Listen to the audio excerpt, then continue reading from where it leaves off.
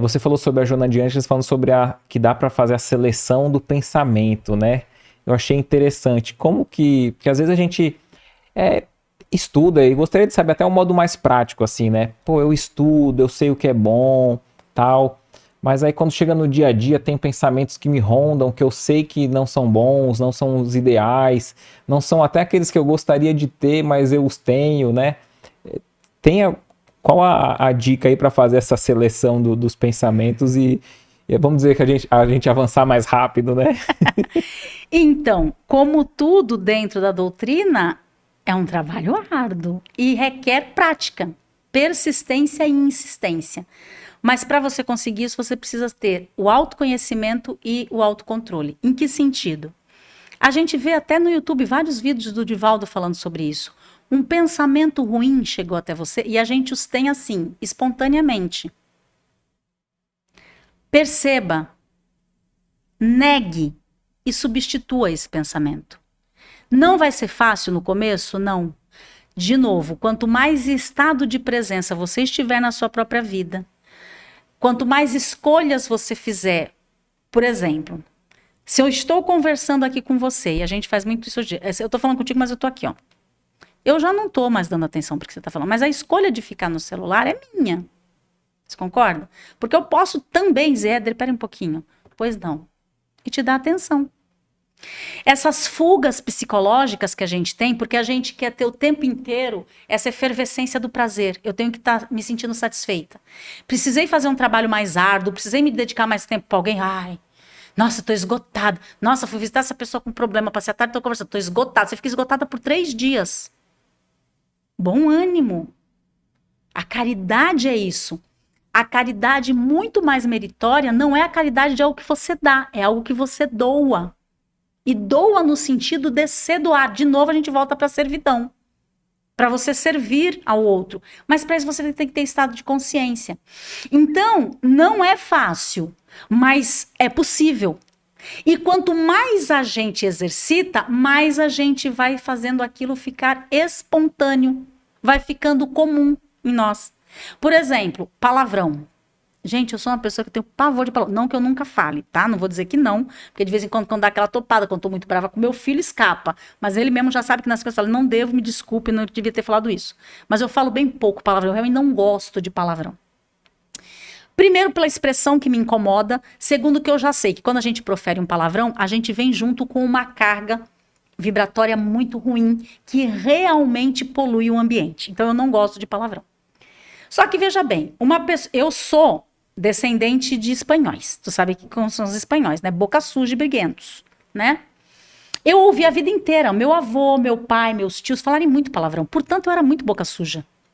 Eu, adolescente, era muito boca suja, mesmo dentro da igreja, bastante boca suja. Porque era algo natural para mim, falar palavrão.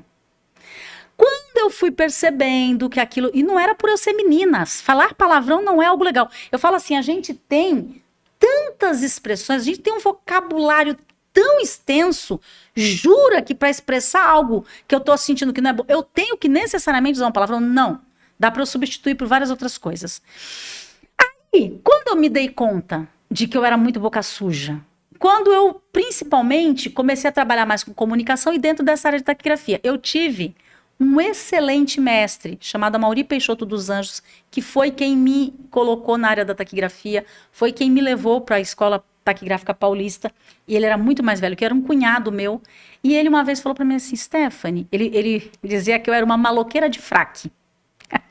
Ele fala assim, você é uma moça bonita, você tem um linguajar bom, você sabe falar bem, você se dá bem na profissão, mas você não percebe o quanto você é desagradável com os palavrões que você fala?